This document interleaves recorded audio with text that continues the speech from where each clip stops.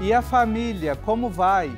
Esta pergunta já é uma velha conhecida, pois foi o lema da campanha da fraternidade em 1994, celebrada por toda a igreja no Brasil. Família é sempre um tema recorrente na reflexão e hoje ele aparece aqui também. A primeira Assembleia Eclesial da América Latina e Caribe propõe no desafio número 21 favorecer, acompanhar e fortalecer a centralidade da família na sociedade humana.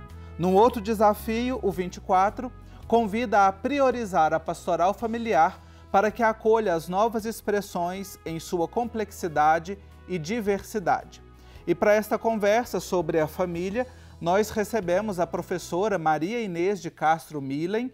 Ela é médica, é teóloga, possui doutorado em teologia, pesquisa temas como moral sexual, conjugal e familiar, bioética e antropologia teológica. Maria Inês, muito bem-vinda ao nosso Igreja Sinodal. É uma alegria tê-la aqui conosco. Muito obrigada, Marcos. É uma alegria também participar. Bom, nós aqui, por esses desafios que eu apresentei, já temos um pouco daquilo que a Igreja na América Latina e Caribe propõe para todo o continente ao refletir sobre a família. Para a gente começar, Maria Inês, quais são os principais desafios sociais para se pensar e trabalhar a família na igreja hoje? As crises que a gente vê na sociedade, elas se refletem também no ambiente familiar? Olha, eu acho que sim, né? A família como o principal núcleo social, ela também, nela se refletem todas as crises pelas quais passa a sociedade, né? E acho que os desafios aqui pensando, um grande desafio é que nós estamos vivendo profundas mudanças, né? Que os especialistas aí vão dizer, não são mudanças mudança época, não vivemos uma época de mudanças, mas vivemos uma mudança de época, de era, né? Uma metamorfose. E aí não são mudanças superficiais, são mudanças de fundamentos, mudanças de valores, mudanças de comportamentos mais profundos. E eu acho que isso interfere profundamente na família. Aqui dos desafios, eu talvez elenque 3 pontos assim, para a gente pensar, a partir dessa crise, dessas mudanças, né? O individualismo exacerbado, né, que faz com que as relações sejam modificadas, né? A família virou lugar de passagem, as pessoas têm que trabalhar, têm que sair, vão nas casas, não se encontram muito, há uma quebra dos vínculos, né? Depois, a cultura do descartável, do provisório, que já não reconhece mais a questão da insolubilidade, das coisas mais permanentes, e a coerção econômica, né? Uma crise econômica também que nós estamos vivendo, que faz com que as pessoas tenham que lutar muito para sobreviver, né? Criando um grande número de migrantes aqui, no sentido daqueles que têm que ir e vir, e às vezes não tem aquilo que o Papa Francisco chamou que são os 3 T's, né? Terra, trabalho e teto. Então, falta um pouco, a questão econômica também interfere nas relações familiares. E a última coisa, talvez, do desafio aqui, seria a questão da igreja. A igreja que trabalha muitas vezes com uma idealização da família, né? Não a proposta da família ideal. Esse eu acho que tem que ser uma proposta de fundo e a gente tem que trabalhar com ela. Mas a idealização faz com que a gente não perceba a realidade das famílias. Muitas famílias não se veem, não se encontram nessa idealização e, portanto, desanimam, né? Desanimam. Então, acho que aqui tem alguns pontos de desafios para a gente trabalhar. E são pontos importantes para quem está nos acompanhando e pensando aqui neste processo de uma igreja sinodal e que nos aponta também mudanças e orientações para uma verdadeira conversão pastoral, pegando principalmente esse último ponto que toca na nossa realidade eclesial, como é que nós podemos criar processos pastorais para as famílias, especialmente aquelas que são mais pobres e feridas, né? Uma das orientações pastorais do Desafio 21 utiliza essa expressão. as famílias mais pobres e feridas, garantindo para elas uma convivência digna e uma convivência fraterna? Então, Marcos, olha, eu penso, né, e aí, para todo mundo que está nos escutando, eu acho que há uma grande dificuldade aqui desses processos pastorais, exatamente porque a igreja fez uma opção pelos pobres, uma opção preferencial evangélica pelos pobres, mas os pobres e os vulneráveis não estão na igreja. E aí eu acho que para que esses processos pastorais sejam levados adiante, precisa urgentemente acolher aquilo que o Papa Francisco fala da igreja em saída. A igreja precisa sair para ir na direção desses que são frágeis e vulneráveis, mas que não estão na igreja. Então, eles precisam ser visitados, precisam ser acolhidos no lugar onde eles estão, né? E aqui eu acho que é um grande desafio pastoral da igreja, que está acostumada que as pessoas venham até ela, mas nesse momento elas precisam ir até aqueles que estão mais fragilizados, que estão feridos, para que eles possam ser acolhidos e serem trabalhados pastoralmente, né? Ser levados aí até a eles o evangelho, né? Da alegria, do amor na família que o Papa Francisco propõe. Acho que aqui tem um grande desafio, né? Esse processo de saída, para que a gente possa enxergar de verdade a realidade e aquilo que eles precisam, porque nós, às vezes, criamos processos pastorais com aquilo que a gente acha que as pessoas precisam, os pobres, os vulneráveis, os fragilizados, mas às vezes não é aquilo que eles precisam, porque nós, para saber o que eles precisam pastoralmente, nós precisamos conhecer a realidade bem de perto, e muitas vezes a gente não conhece. Então, acho que aqui tem um grande desafio. Realmente, e acredito que o pontificado do Papa Francisco, as suas exortações, desde a Evangelii Gaudium, também a exortação específica sobre a família, Amoris Laetitia, a exortação para os jovens, mais recentemente a encíclica Fratelli Tutti, né, todas nos apontam para essa que pode ser tida como uma grande chave de leitura do seu pontificado e chave para a nossa ação pastoral hoje, que é a igreja em saída. E pensar esse processo pastoral, né, de uma maneira mais complexa, considerando esses fatores sociais também que nos afetam.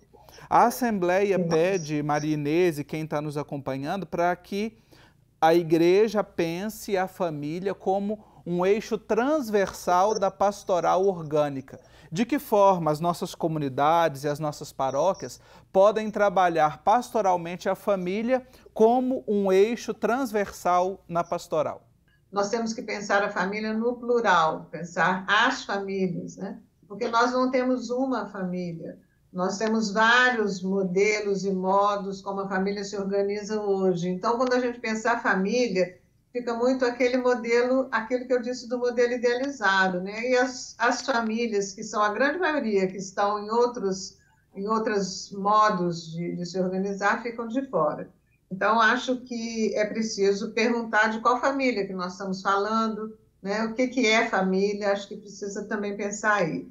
E acho que nós vivemos na igreja, nós pensamos em pastoral de conjunto, na verdade, né? Falamos de pastoral de conjunto, mas nós também somos vítimas da modernidade fragmentada e vivemos muitas fragmentações e muitas especializações que separaram a pastoral em vários blocos estanques que não conversam entre si. Então, a pastoral familiar, a pastoral da criança, a pastoral do menor, a pastoral carcerária, a pastoral dos doentes, sei lá, tem inúmeras pastorais que não conversam entre si. Por isso é difícil fazer a família ou as famílias se tornarem esse eixo, né, transversal, que deveria ser. Mas a pastoral familiar acaba ficando isolada, né, no seu jeito de pastoral e não há uma integração da pastoral de conjunto. Nós vamos vencer um pouco essa fragmentação para retomar a ideia da complexidade, da unidade na complexidade. Acho que isso.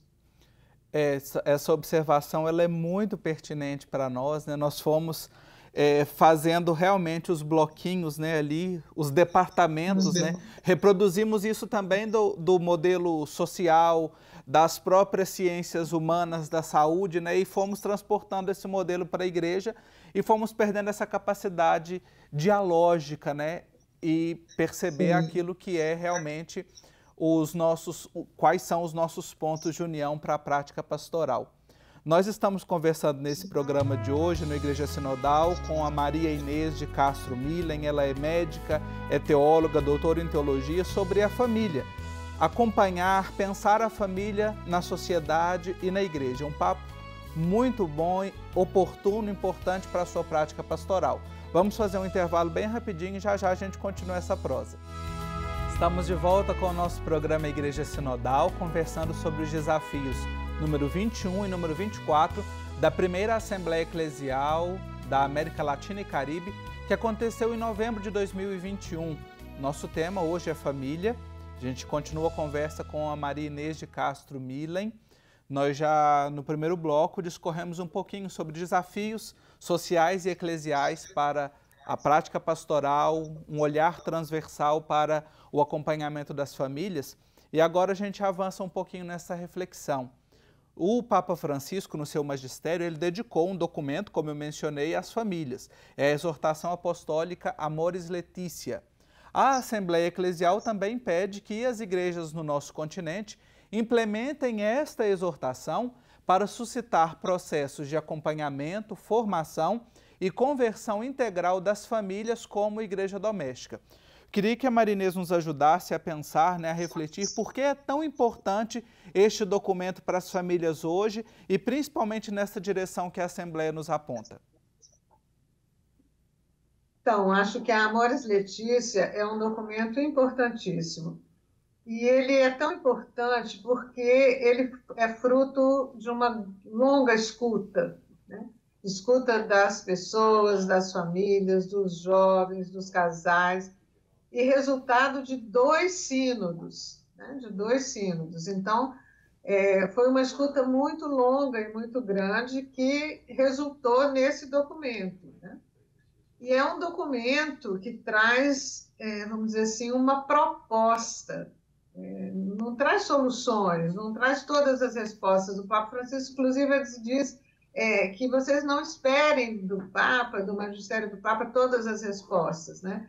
Então, traz uma proposta e traz, vamos dizer assim, pede que a família cristã busque soluções mais enculturadas. E aqui é muito interessante isso, quer dizer, não solução universal, uma solução que resolva o problema da família em todas as situações, em todos os contextos, mas soluções enculturadas, quer dizer, levando em conta as realidades locais, as realidades de cada grupo, de cada família, de cada lugar, né? Então, acho que é extremamente importante. E a Amoris Laetitia não foi muito valorizada, né? A gente sabe disso. Houve também, além de não ter sido valorizada, ela foi criticada por muitos, houve um grande debate, né, após a publicação da Amoris Laetitia. E com isso ela ficou um pouco de lado. Tanto ficou que o Papa Francisco, no ano passado, dedicou o ano ao ano Amoris Laetitia, exatamente para poder estimular que as famílias voltassem a esse documento, estudassem, lessem, refletissem, que eu acho que foi feito de uma forma melhor, né? E acho que aqui é importante também porque traz 3 palavras que, para mim, são fundamentais para pensar a questão da família, que é a alegria do amor, né? A alegria do amor, a misericórdia e o discernimento, né? Que são palavras muito importantes. E o documento diz também, é preciso ver as famílias não como problema, mas como oportunidade. Então, quer dizer, não dá para a gente falar do documento todo, mas aqui, só pensando algumas coisas, acho que é um documento importantíssimo e que precisa ser mais estudado, porque cada vez que a gente lê o documento, a gente descobre uma coisa nova, né? Então, eu incentivo a todo mundo a conhecer, a estudar, a refletir a Amoris Laetitia. E você que está nos acompanhando, que ainda não conhece, a dica ela é muito importante mesmo. Você consegue a íntegra desse documento na internet, também nas livrarias, caso você deseje a versão impressa, né? Aprofunde aí com a sua família, com a sua comunidade, com a sua pastoral, mesmo que não seja pastoral familiar, mas é importante que você conheça porque traz apontamentos, né? Para perceber a presença das famílias aí também na sua comunidade e na sua realidade pastoral. Dessas 3 palavras, Maria Inês, que a senhora trouxe para nós, está a misericórdia, né? E o desafio 24, ele traz, dentre as orientações pastorais, integrar com misericórdia e ternura as diversas modalidades de família. No bloco anterior, a senhora assinou sobre essa realidade da complexidade familiar hoje, né, das modalidades de família. Quais os desafios e, principalmente, quais as propostas, mais do que as respostas, né, talvez quais as principais propostas para acolher estas novas configurações familiares no seio da nossa igreja? Bom, acho que a principal proposta já está na pergunta, Marcos, que você fez, quer dizer, integrar com misericórdia e ternura. A palavra ternura aparece muito no Magistério do Papa Francisco, que aparece aqui quase como uma novidade, porque a ternura no passado era pensada como uma coisa assim feminina, uma coisa que não se devia trabalhar muito com ela, né? A igreja é feminina, a igreja é mulher, no sentido da igreja é mãe, né? Mas é uma igreja onde trabalham os homens, né? A hierarquia é masculina, mas a igreja é feminina. Então temos aqui, mas a palavra ternura é uma palavra importante, né? E o Papa Francisco vai dizer na Amoris Laetitia que existem 2 lógicas. No capítulo 8º da Amoris Laetitia, que foi o capítulo mais discutido, ele vai dizer que existem 2 lógicas possíveis. Uma da marginalização e a outra da inclusão. Da inclusão, da integração. Então, a marginalização e a integração. Nós trabalhamos muitas vezes, né, no passado recente e também agora, muito com a marginalização. Então, esse não pode, essa família não serve, esse modelo não pode, isso não pode, aquilo não pode. Então, a marginalização e a excomunhão, né, e o deixar de lado foi talvez uma tônica. Ele agora vai dizer, nós precisamos trabalhar com a integração, nós precisamos integrar com misericórdia e ternura. O título do capítulo é importante, né? Do capítulo 8º, acompanhar, discernir e integrar a fragilidade, né? Ele vai trabalhar também aí a lei da gradualidade, que o Papa João Paulo II já havia acenado, né? Então, é preciso pensar que nem todo mundo consegue chegar no ideal, às vezes nem perto do ideal, né? Então, aqui trabalhar com a gradualidade, existem graus de possibilidades de caminho, né? E trabalhar com o bem possível. Ele diz também, o Papa Francisco diz também assim, olha, às vezes, em situações tão difíceis, né? Aquilo de bom que as pessoas conseguem fazer dentro do seu contexto vale mais para Deus do que uma vida corretamente vivida, sem maiores atropelos, né? Então, essa ideia do bem possível, né? Então, muitas vezes nós temos a tendência de propor aquilo que ele também vai dizer, uma moral fria, de escritório, uma moral de normas rígidas, né? Sem misericórdia, né? Então, ele diz, não, a igreja tem que ser um hospital de campanha. Ele repete isso, disse lá no Evangelho Gaudium, diz aqui na Amoris Laetitia, né? E uma outra coisa que ele valoriza muito, nessa perspectiva de integrar com misericórdia e ternura, é a consciência das pessoas, né? Ele diz assim, nós somos chamados a formar as consciências e não a substituí-las. Então, pensando que as pessoas são capazes, né, em consciência, resolverem, discernirem e decidirem o que é possível viver, de que forma é possível viver. Ele diz, num outro contexto, acho que é no Evangelho Gaudium, ele diz assim, o rebanho tem olfato, né? É preciso acreditar no olfato do rebanho. Então, as pessoas também, muitas vezes, sabem, né, o que elas podem, o que é possível, esse bem possível, e trabalham com essa ideia do bem possível. Então, acho que nós temos um grande projeto pastoral aí, que é esse pastoral da integração, né? De valorização das pessoas, daquilo que elas têm de positivo, dentro das suas possibilidades, que muitas vezes são frágeis, né? Sim. Pensando um pouquinho, né, nessa proposta de integrar e nesse contexto de uma igreja sinodal, como nos propõe o Papa Francisco, para a gente encerrar a nossa conversa, quais são os principais horizontes que a senhora vê para as famílias na igreja? Então, a igreja sinodal, né, a sinodalidade também é uma palavra que tem sido usada com muita frequência, a gente tem escutado. A igreja sinodal é basicamente a igreja da escuta, né, da escuta de todos, a escuta e do diálogo que deve ser feito para que haja a integração das diferenças, né? Numa busca de consensos possíveis, né? Então, acho que aqui tem uma proposta, né? Escutar, ir lá onde estão as famílias, onde elas vivem, ver como elas vivem, ter bem presente a realidade da maioria das famílias, né, que estão aqui no nosso contexto brasileiro, né? Ver quais são os consensos possíveis, que muitas vezes são consensos mínimos, provisórios, mas que precisam ser feitos, né, para que as pessoas possam ser integradas, né? E valorizar o que já existe, né, nas famílias, porque há uma tendência de ver, nós temos uma tendência na sociedade como um todo, mas também na igreja, de ver aquilo que é negativo, né? As notícias que dão ibope são, infelizmente, as notícias ruins.